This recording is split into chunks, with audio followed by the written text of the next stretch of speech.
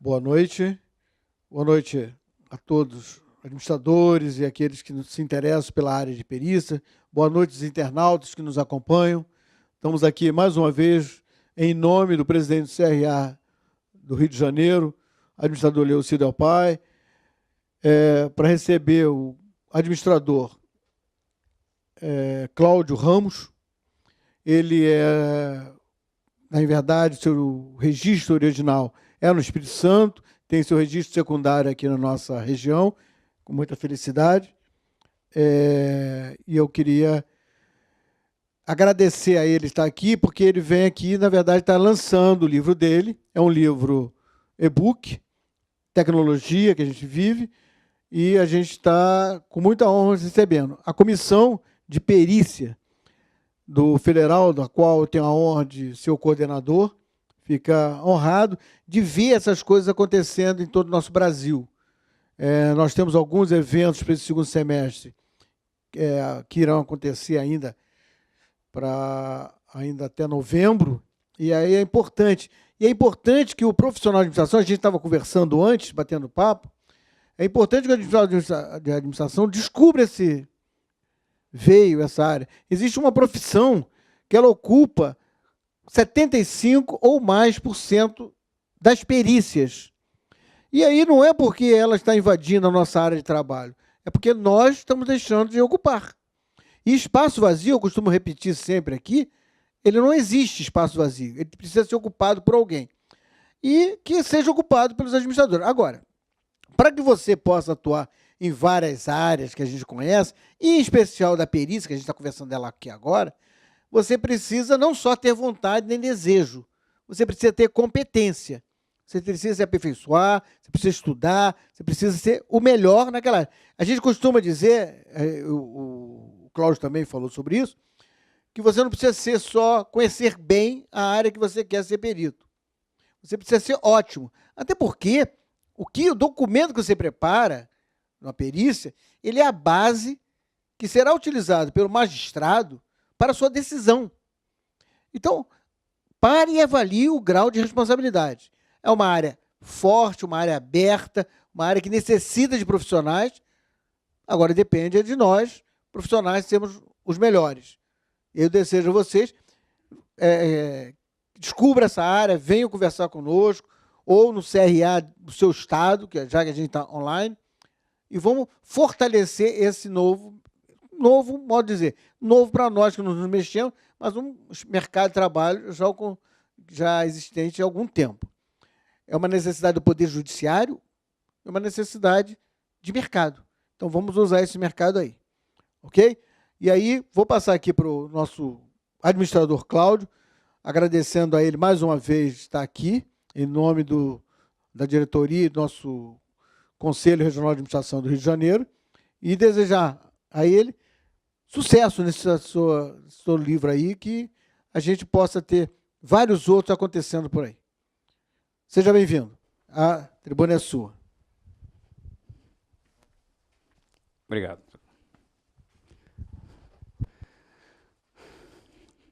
Bom, boa noite a todos. Depois dessa brilhante apresentação do administrador Francisco, eu só tenho a agradecer ao CRA, né, em nos oportunizar essa estada aqui com vocês, inclusive online, onde possamos apresentar um pouco sobre perícia, falar sobre perícia e sobre esse livro inédito que eu publiquei hoje. Então é um marco para nós esse pré-lançamento aqui no CRA, e nós esperamos que com isso despertem vocês, colegas, que existe uma enorme oportunidade de trabalho no judiciário trabalhista, além do civil também. Mas no meu caso específico, eu atuo mais na esfera trabalhista. Bom, vou fazer um breve histórico da minha vida, para vocês terem uma noção do que é a área pericial e como você pode chegar a conquistá-la. Eu iniciei, na verdade, em idos de 96, com um contador chamado Vivaldo Benevides, no escritório dele de perícia, e de forma rudimentar eu comecei a aprender com ele os primeiros passos do que era um processo, que era uma petição inicial, uma contestação, documentação, mas ainda bem rude, sem nenhuma técnica ainda. Até porque não havia até então nenhuma literatura pericial, exceto a que eu publiquei hoje, que pudesse nos dar um alicerce maior sobre isso. E no nosso grade curricular também, nós não ouvimos falar em perícia e ele também não é contemplado no nosso curso. Por isso, essa desinformação muito grande sobre perícia. E aí, eu comecei de 96. Em 97, eu fiz um curso de cálculos trabalhista, que não é perícia, e me cadastrei na Vara do Trabalho. E aí começou o meu primeiro trabalho em 10 de 97. Logo, eu estou indo agora para 21 anos na área pericial trabalhista. E a partir daí eu fiz vários trabalhos de equiparação salarial, desvio de função, acúmulo de função, justa causa, plano de cargos e salários, jornada de trabalho, e entre outros. E eu fui vendo a cada momento, a cada trabalho meu, que eu ia cada vez mais me aperfeiçoando, aprendendo cada vez mais. E cheguei ao ponto que comecei em 2005, eu lancei a primeira turma de capacitação em perícia trabalhista. Fiz em Vitória até a 4ª turma. Na 5ª turma eu fui fazer o curso lá em Macapá. Depois retornei para Vitória em 2008, eu reformulei o curso e virou uma pós-graduação em perícia judicial trabalhista, inédita no Brasil, em parceria com a Faculdade Batista de Vitória, hoje incorporada à Rede Doc de Ensino. Então, até 2015, nós tínhamos nosso curso de forma presencial. Em 2016, vamos uma parceria com a Educultura de São Paulo, e o curso passou também a ser ministrado no formato EAD online. O que vem a ser EAD online? É um curso onde você tem a aula exposta para os alunos através de videoconferência. Então não é esse curso tradicional de só postar o vídeo. Você tem uma aula ao vivo, só que é online. E nesse percurso todo de cursos, hoje com mais de 6.000 horas aulas presenciais e mais 360 de EAD online, nós desenvolvemos apostilas. E aí acabou gerando livros. O primeiro foi Introdução à Perícia Judicial Trabalhista, que eu publiquei também no formato e-book, em maio. E agora, o Estudo de Laudo Pericial, Enquadramento em Plano de Cargos e Salários. Por que isso? Porque plano de cargos e salários é uma área totalmente voltada para o administrador. No entanto, nós desconhecemos isso. E a CLT e o próprio CPC, utilizado no processo de trabalho, por foro do artigo 769 da CLT, estabelece que quando o juiz não domina um assunto pela complexidade técnica, ele vai nomear um perito. Logo, esse perito tem que ter conhecimento técnico sobre aquela área pericial. No entanto, se você nunca viu perícia na sua grade curricular, como é que você vai fazer uma perícia sem conhecer como dialogar com o juiz, com as partes, ou seja, fazer uma petição para poder ter retorno do juiz? Porque a lei fala em você dialogar com o juiz, falar nos autos, mas não tem para você um formato próprio. Como é que eu faço uma petição? Então, eu criei uma situação chamada de comunicações periciais. Um é quando eu vou dialogar com as partes e o outro quando eu vou dialogar com o juízo. Então, quando tem juízo, eu tenho uma petição pericial, que não está prevista no código. E comunicação pericial também não está em local nenhum. Então, eu criei essa situação.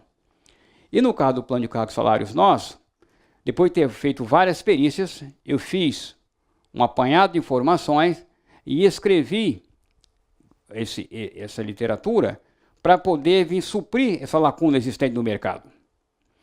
Um outro dado importante é que nós também não temos uma tabela salarial para dizer quanto é que vale um laudo pericial. No entanto, o artigo 149 e 160 do CPC estabelece quem é auxiliar da justiça, que são peritos, o perito, o intérprete, o tradutor e demais.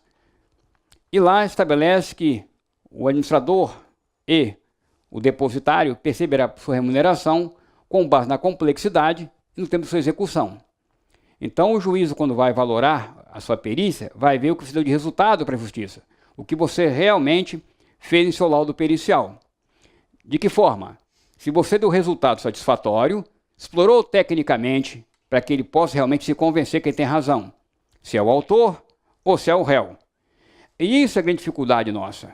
Eu via no passado, primeiros laudos meus, quando eu aprendi, que nós não definimos quem tinha razão tecnicamente. Simplesmente colocava para o juiz informações e ele que decidia. A partir de 2003, quando eu montei a primeira turma na graduação onde eu dava aula, numa escola, que eu comecei a citar literatura, dentre elas o Kevin Anato. Bom, passando isso, eu vou agora apresentar para vocês o livro que eu publiquei a partir de hoje, inclusive, que é do nosso curso de pós-graduação, especialização em perícia judicial trabalhista, é o volume 2. Tem o volume 1, que é de introdução à perícia, esse é o 2. Estudo laudo pericial, enquadramento em plano de cálculo de salário. Primeira edição, Vitória, Perito Online, 2018. O que vem a ser este enquadramento em plano de cálculo de salário? Como é que eu cheguei a esse resultado? Para isso, é necessário que consigamos primeiro falar dos profissionais que tiveram conosco. Quando eu tive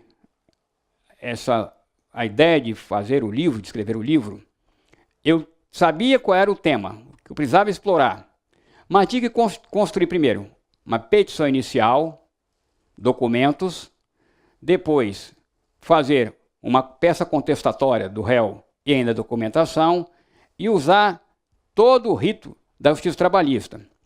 Então, o que eu fiz? Escrevi as peças inicial e contestação e produzi documentação, submeti a apreciação de advogados, amigos meus, inclusive o meu filho, primogênito, para que eles dessem um retoque final, até porque eles são operadores de direito, coisa que eu não sou. E aí, as pessoas são os colaboradores. Na devida ordem, o Carlos Nóbrega é quem fez a parte de paginação, editoração para a gente, para esse e-book. Carla Poubel, ela é mestre em língua portuguesa, é nossa professora do nosso curso, e ela que revisou todo o texto, ortográfico e gramatical. Luiz Cláudio Santos Branco, juiz da 10ª Vara do Trabalho de Vitória. Ele, ao final, ele profere uma sentença nesse processo, nesse livro.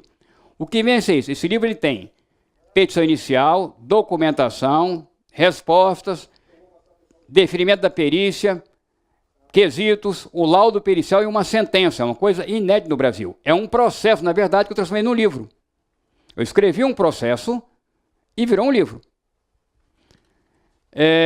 Antônio Valdemir, amigo nosso de muitos anos, longas datas, que é advogado. Cláudio Júnior, meu filho, que é advogado. Leopoldo Martins, também advogado. Bianca Moreira, advogado. Josineide, advogada. Pedro Henrique, é meu filho, caçulo, que está terminando direito também agora. Michele Porcaro, advogada, amiga nossa. Lorena Melo, estagiário de direito, também está formando junto também na turma do meu filho. Jocelina Célia, primeira aluna advogada em nosso curso, lá de Sergipe, de Aracaju. E Pamela Rocha, minha nora, também advogada. Então, quando eu construí as peças para montar esse livro, eles analisaram e viram, realmente está aqui, está melhor, está pior, e deram uma roupagem para poder realmente virar um processo real. Então, o que nós temos aqui, na verdade, esse livro, é um processo. Eu escrevi um processo e que virou um livro. Só assim você vai conseguir aprender. Por quê? Porque você não consegue comprar um processo em livrarias. Não existe chegar na livraria, eu quero um processo, um livro, não tem. Então, desta forma, você seguindo a metodologia exposta ali, você vai conseguir realmente entender o que é um processo para poder disseminar o conhecimento. Porque, na verdade, nós administradores e outros profissionais entendemos que só existe advogados para falar em processo e juiz, quando, na verdade, o perito é uma figura fundamental no processo. Eu sempre tenho ilustrado em algumas aulas minhas, por exemplo, o caso Nardoni, em São Paulo, onde a perícia detectou que quem matou a filha foi o próprio pai e a madrasta. Imaginem bem, uma criança inocente de 6 anos de idade, o próprio pai e uma madrasta com 2 filhos crianças ainda, nenéns de berço, comprovaram que foram ambos que mataram a menina. Se eles conseguissem provar o contrário, que não foram eles, que alguém entrou lá e matou a criança, adeus perícia. Estão condenados, cumprindo pena, porque a perícia comprovou realmente que eles eram culpados daquele ato. caso Nakashima, e outros mais no Brasil afora, que a perícia comprova de forma clara e cristalina, sem questões de dúvida, a sua importância. Inclusive, o próprio CPC estabelece isso. Que o juiz, antes de apreciar qualquer prova, primeiro checa a perícia. Documental, testemunhal, vendo uma perícia, primeiro a perícia. Logo, ela tem uma importância muito grande para nós. Então, essa literatura, ela vem justamente suprir essa lacuna, para a gente poder começar a difundir o conhecimento pericial nos bancos escolares acadêmicos, para que possamos realmente ter profissionais capacitados, preparados para poder realmente atuar no judiciário. E hoje o que nós temos, no artigo 156 do CPC, é que você tem que se cadastrar na justiça. Ok. Fez alguma perícia? Não. Como é que eu faço uma perícia? Não sei. Então não é só cadastrar, é dominar o conhecimento. Isso é que é fundamental para a gente. Mas para tal, temos que estudar. Não tem outra forma de você aprender a não ser estudando. E nunca é tarde para se aprender.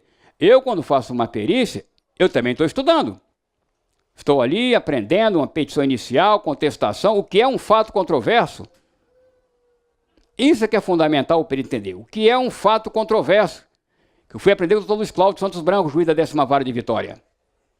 Então o processo tem vários pedidos, vários assuntos. Agora, qual o objeto da perícia? Aquilo que é fundamental. O que está demandando para a esfera pericial? O restante não me interessa. A minha pesquisa é sobre aquele assunto. O que são quesitos? Eu provo nessa literatura e outros para meus alunos, que prova pericial só tem um quesito. Pode ter 100.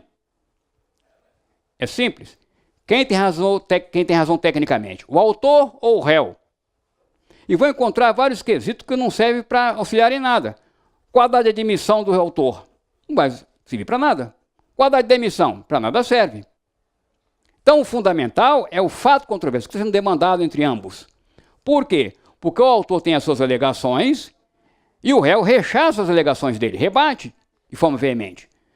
Então, temos que realmente apurar se aquilo ali, quem tem razão tecnicamente, se é o autor ou se é o réu. E ainda, e se ninguém faz perguntas, como é que fica? Eu fiz um laudo recentemente, em Vitória, que era uma perícia complementar, em que não tinha quesitos, não tinha parâmetros, mas tinha o quê? Uma inicial, uma contestação e um despacho do juízo. Aí eu consigo realmente poder entender o que está se discutindo, para que a gente possa realmente elucidar o fato controverso. Então, dito isso, vamos avançar. Está registrado já no ISBN, eu já também protocolei junto à Biblioteca Nacional, Direitos Autorais, e no ISBN já tem o nosso número, já está catalogado. Está no formato e-book. E aí me questionaram o porquê que um livro não é físico. Porque, na verdade, a instituição que eu criei, que eu dirijo, a Perito Online, que faz curso de pós em perícia, o nome dela é Perito Online. Isso já 10 anos atrás, quando eu a fundei. Com o tempo, o processo passou a ser PJE, processo eletrônico também, online. Não tem mais papel. Então, calhou de eu estar seguindo já a história. Por isso que eu fiz o livro no formato e-book, onde ele é de fácil acesso em qualquer localidade e eu não dependo de ficar de livrarias, de ficar buscando espaço, até porque pelo alto custo do livro impresso. Mas o livro em e-book ele atende integralmente como o livro tradicional, que está com os dias contados, infelizmente, exceto para algumas coisas, mas você vai chegar a um ponto em que o e-book vai dominar realmente o mercado. Hoje, os jovens, a maioria, passam a usar a internet, ninguém usa papel. Temos que acostumar com a modernidade. Eu também era contra, sempre gostei de cursos presenciais, só que a tecnologia acabou me fazendo ver que eu tinha que aceitar, abrir o meu coração e aceitar a realidade dos fatos. Não podia mais negar que o curso hoje é dessa forma sendo propagado, está se difundindo no mundo afora. É a realidade nossa. Tudo vai evoluindo. Por isso que o livro é no formato ainda, é no formato e-book. Pretendo lançar uma tiragem, ele físico. Mas por enquanto, se for, a ideia nossa é lá para outubro, temos uma quantidade, né, de acordo com o pedido de livro físico. Mas no momento só tem no formato e-book. Vou explicar agora um pouco, apresentar para vocês, com relação ao sumário que você vai encontrar dentro desse livro. Nós temos uma apresentação do livro, temos do número do processo. Como é que você cria um número do processo? A resolução, desculpe fugir o número agora, acho que é 66 do Conselho Nacional de Justiça, estabeleceu um número padrão para todos os processos. Então, o que eu fiz com esse número? Eu peguei minha data de nascimento, ou seja, mês, dia, mês e ano, e coloquei como número do processo. Utilizei o Tribunal do Espírito Santo, do TRT, que é a 17ª região, e botei a 10ª vara, em homenagem ao Luiz Cláudio Santos Branco, que é juiz titular de lá desta vara, e que me nomeou no primeiro processo de 97, e que autorizou utilizar a formatação da vara que ele trabalha para poder usar no processo. Você vai encontrar o processo todo igual a um processo judicial realmente eletrônico. Lá embaixo vai ter lá as IDs, que é chamado, que é lá a certificação eletrônica, tudo é no próprio livro. Ou seja, o nosso livro é um processo escrito para que você entenda como é que funciona um processo. Depois das petições das partes. Então, as petições citei há pouco, desenvolvi as petições, tanto do autor quanto do réu. No caso, o autor, na verdade a autora, eu homenageei a minha netinha, minha primeira neta, eu tenho uma por enquanto, está chegando uma outra em dezembro. Então a autora é a minha neta, que tem hoje 3 anos de idade. E quem é a reclamada? A Perito Online, empresa que eu fundei. Então está tudo em família. Peguei a minha netinha, homenagem a ela, quando ela crescer lá na frente, vovô, já está homenageada. Os documentos desta obra. Também eu montei a documentação para poder atender as petições da autora e do réu.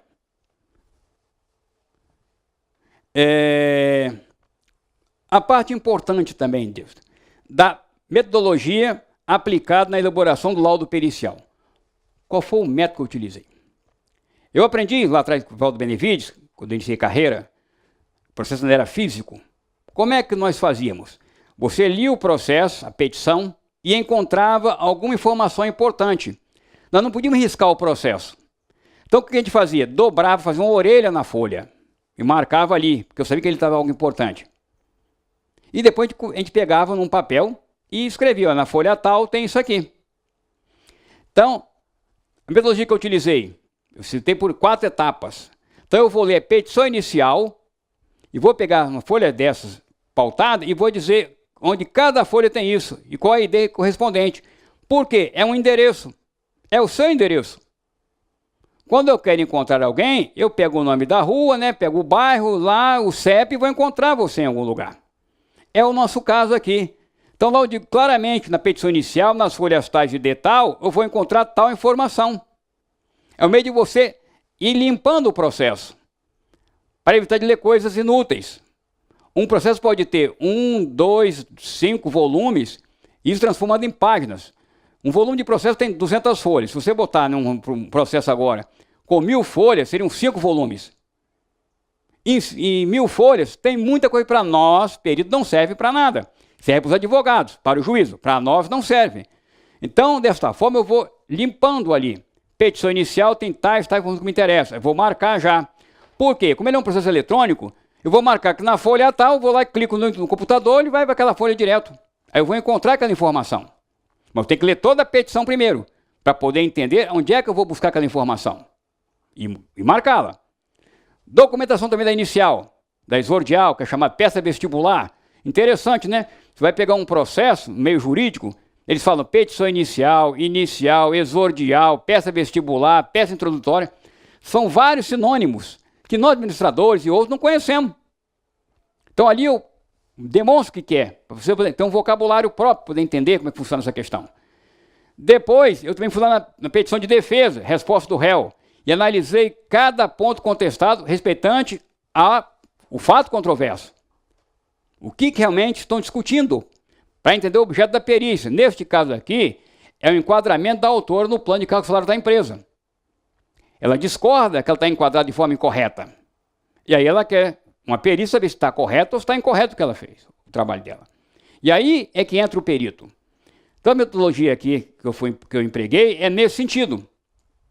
É de você pegar passo a passo, entender a petição inicial, entender uma contestação, documentação, entender o que o juiz quer de você, o objeto da perícia, até chegar ao quê? Aos quesitos. Que são quesitos? São as perguntas feitas pelas partes, pelo autor e pelo réu, respeitante, deveria ser aquele fato controverso. Mas vamos ver depois, em outros casos, que muitas vezes tem várias perguntas que não são objeto da perícia. E, por favor, vou reiterar, e tenho falado aos meus alunos várias vezes, não existe impugnação de quesito. A lei não prevê esse momento algum impugnar quesitos, ou dizer que o quesito é impertinente. O perito não tem essa prerrogativa. Se a parte fez o quesito, cabe o perito se virar numa resposta. E eu demonstro nesse livro como responder a quesitos impertinentes, não se definindo que a competência de definir quesitos é do juízo e não do perito. Se ele não sabe responder ou não está bem formulado, ele tem que criar uma situação para isso. Então, esses quesitos vão ver no meu laudo, nesse livro, que eu respondo todo o laudo com uma pergunta. Se me perguntar qual é a data de admissão da autora, eu faço ali todo o laudo pericial. Na verdade, essa metodologia que eu desenvolvi, eu uso no Espírito Santo já há 10 anos. E tem funcionado. Essa é a grande vantagem. Como é que eu faço? Vou encontrar isso no livro. Como é que eu faço todo esse rosário de informações? E aí, os outros quesitos estão respondidos no primeiro quesito.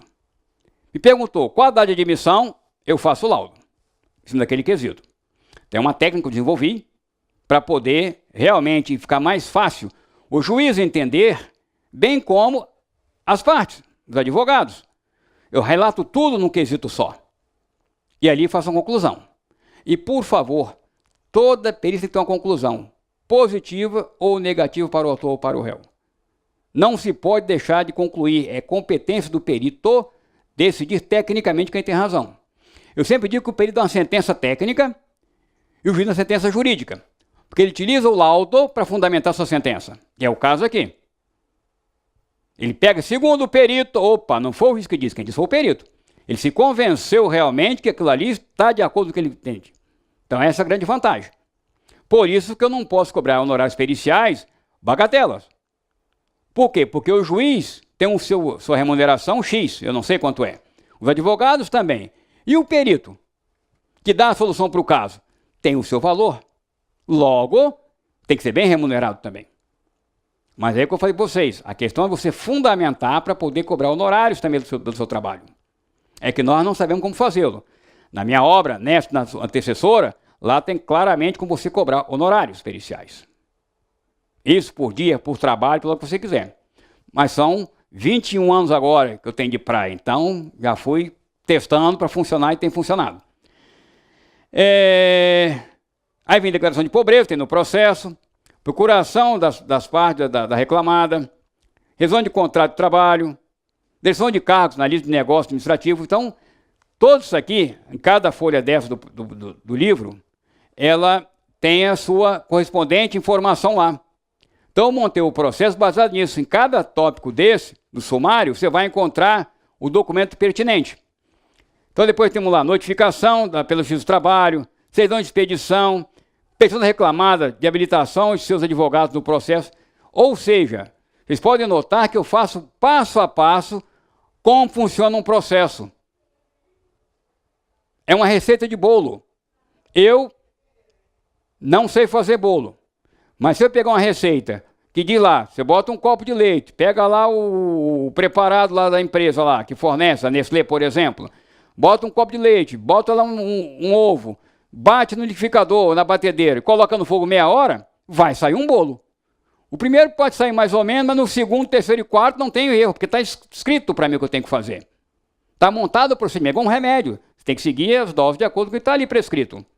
Então, no nosso caso desse livro, é um passo a passo como você elaborar uma perícia.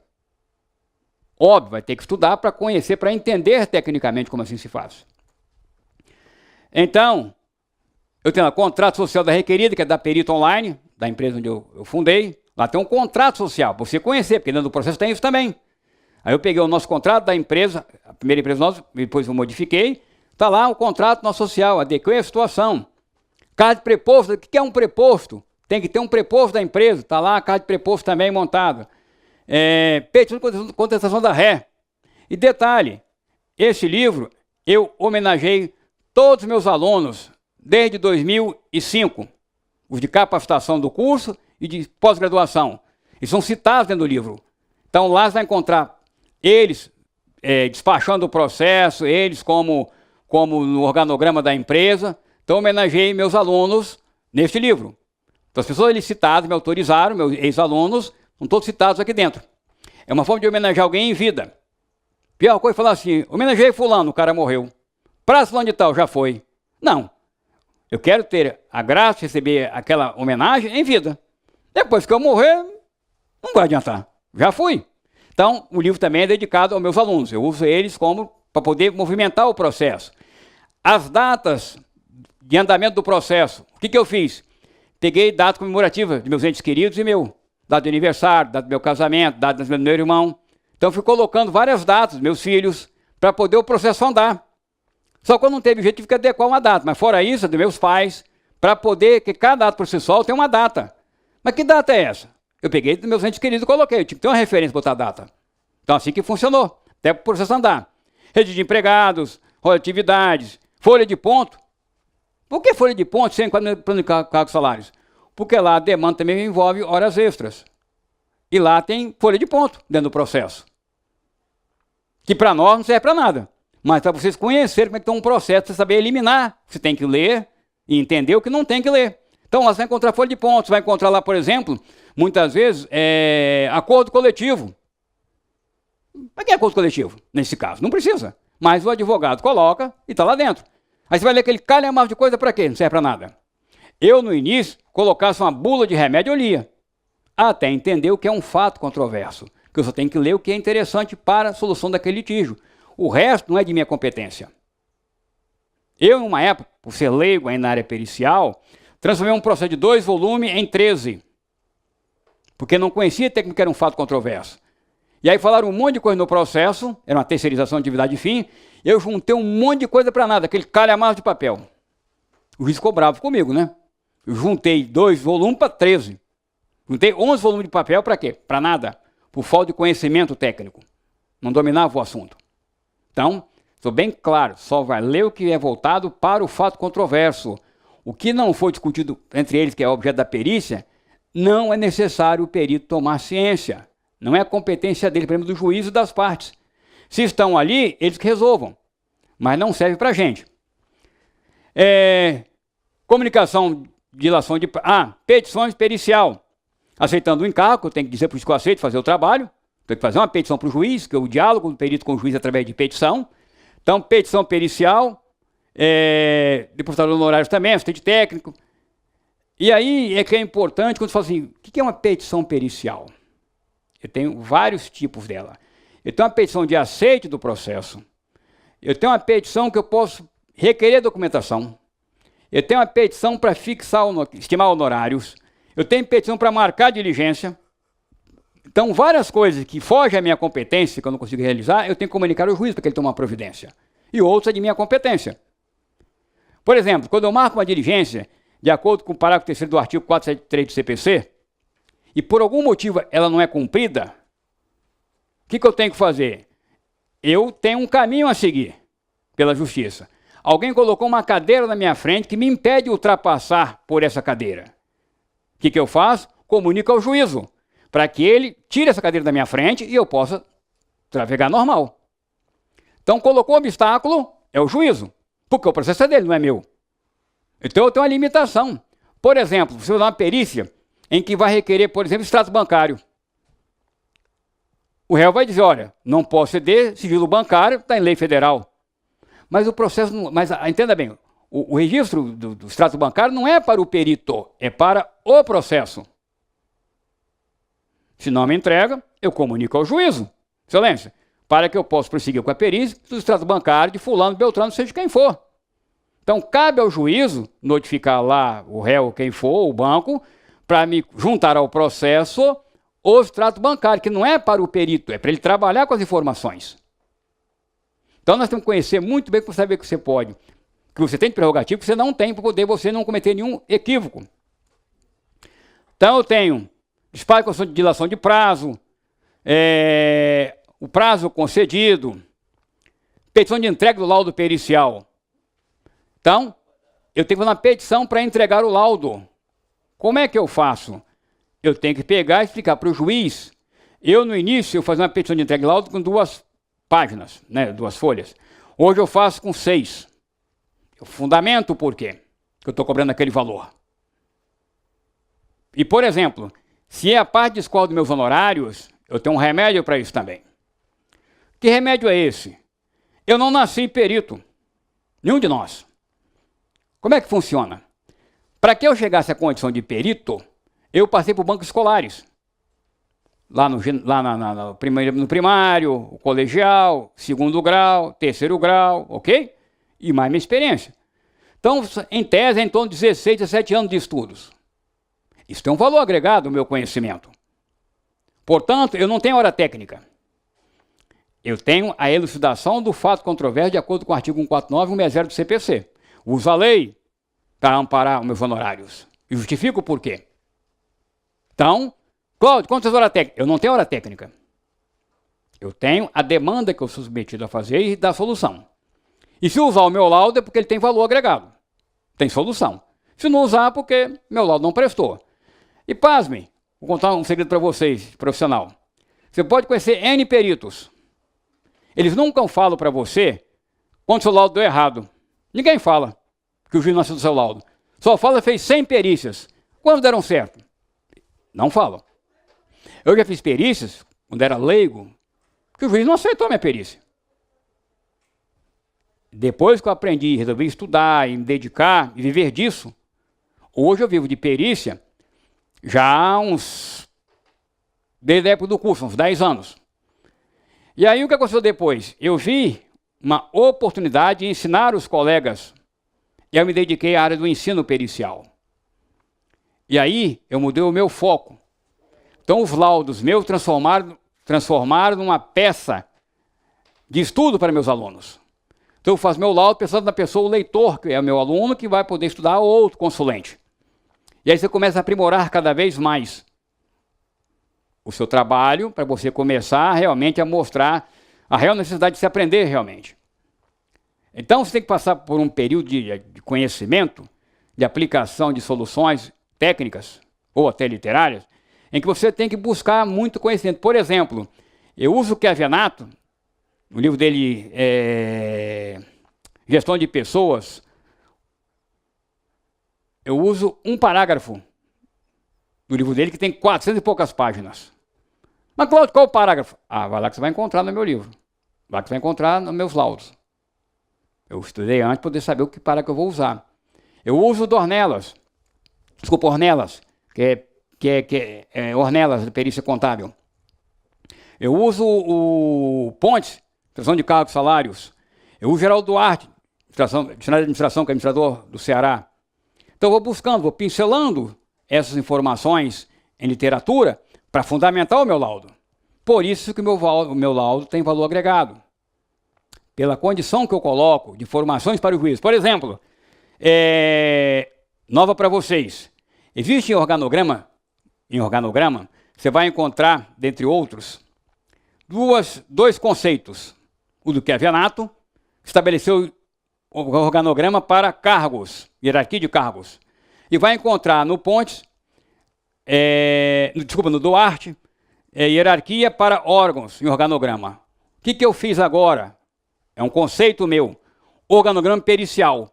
Que eu faço a junção do cargo, né, dos cargos em si, com os órgãos da empresa. E só para o fato controverso. Então eu monto agora um organograma pericial, conceito que eu defini, que já está na literatura, agora está consagrado, e como você montar um organograma pericial, que é com base em Chiavenato e com Pontes que surgiu esse organograma agora. Então, entreguei lá, tem o laudo pericial de folhas 99 a 127. Aí tem o anexo 1. O que é o anexo 1?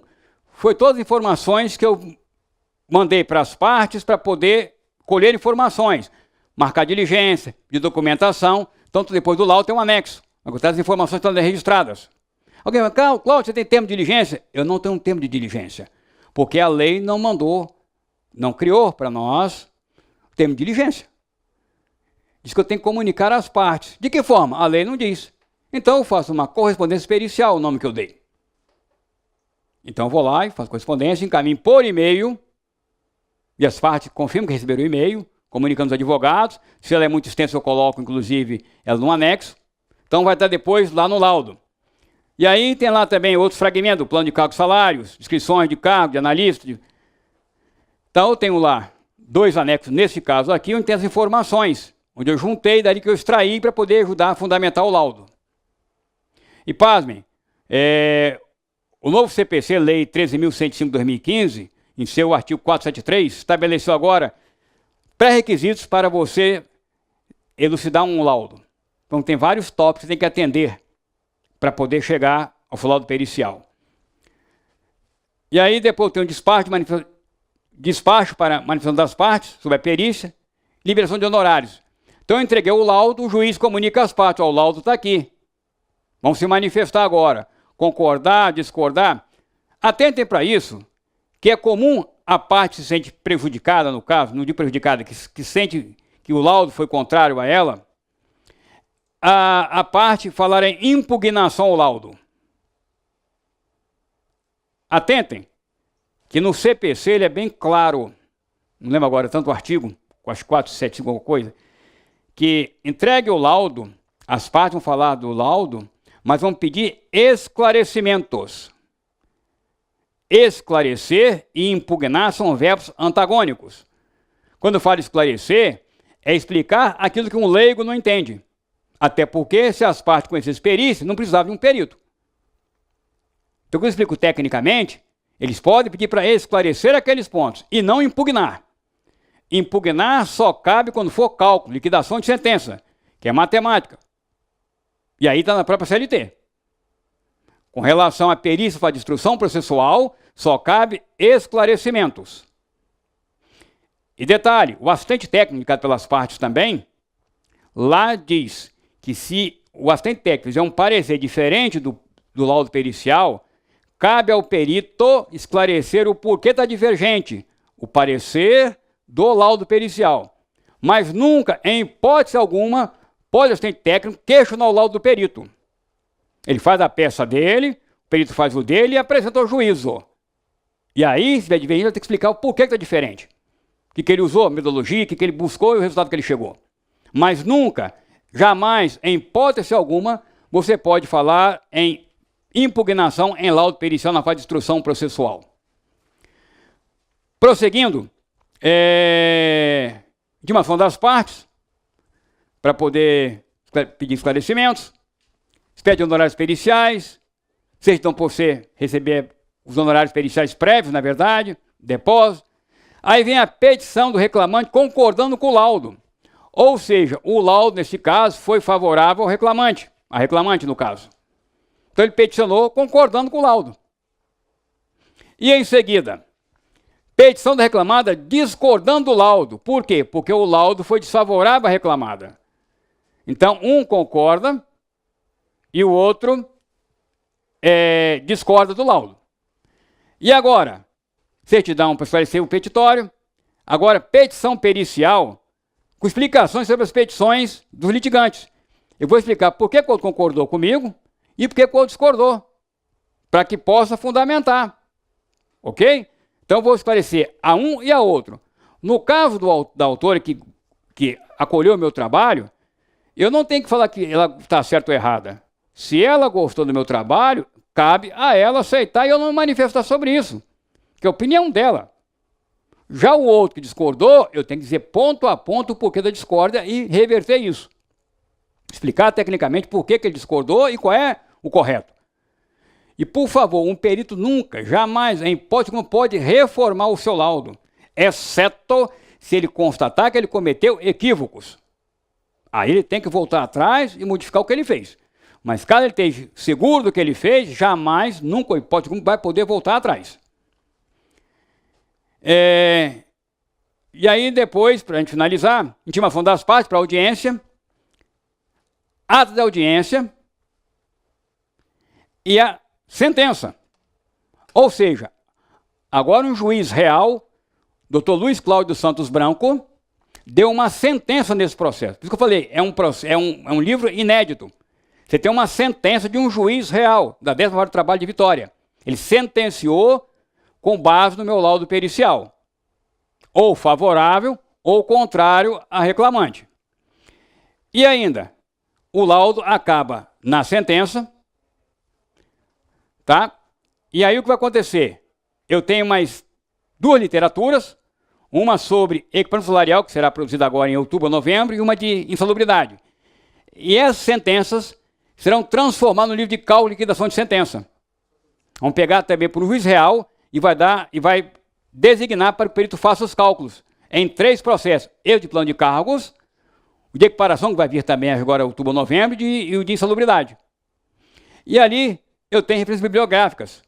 O que eu utilizei? Para vocês terem uma ideia, vocês vão encontrar várias pesquisas na internet com relação a termos técnicos empregados, onde eu busquei dicionários, o Roaz, o Priberan e outros mais, poder explicar algumas coisas para você poder entender. Chiavenato, Pontes, o próprio livro meu anterior, então ele tem uma série de pesquisas que eu fiz para poder chegar a esta condição. Então você, de posse desse arcabouço de informações, e você lendo, analisando, você vai poder entender como funciona o laudo pericial, qual é a alma dele. E eu sempre digo o seguinte para as pessoas. Eu, quando comecei a fazer perícia, iniciei na carreira, eu nunca vi um processo na minha vida. Não sabia nem o que era justiça do trabalho. Isso de 96. Nunca vi na minha vida um processo. Para chegar a esse ponto, eu tive que estudar. Dediquei várias horas, são vários anos de pesquisa, de trabalho, para poder chegar a esse ponto. E todas as minhas perícias, a maioria, eu perdi algumas que eu tive lá, eu tive infelizmente um incidente, que teve um raio que caiu, eu não tinha proteção no meu micro lá e perdi várias delas. Mas grande parte das minhas perícias eu tenho guardado comigo, meus arquivos, para que eu possa montar esses trabalhos, para que vocês passem a conhecê-lo. Então, pessoal, para finalizar, mais uma vez eu agradeço ao CRA do Rio de Janeiro, e comentei há pouco com o administrador Francisco, que o CRA do Rio de Janeiro é exemplo para o Brasil. Exemplo. Os outros CRAs, alguns eu conheço, ainda estão muito aquém disso aqui. Pra vocês terem uma ideia, eu me cadastrei para essa perícia aqui pela internet. Eu nunca vi Rio de Janeiro, ou CRA, e pela internet deferiram a realização da minha perícia. Não conheço quem deferiu, e hoje estou aqui no Rio de Janeiro, lançando esse livro para vocês. Mais uma vez, agradeço ao CRA, ao administrador Francisco pela sua brilhante participação e a todos vocês. Obrigado e uma boa noite. Tchau.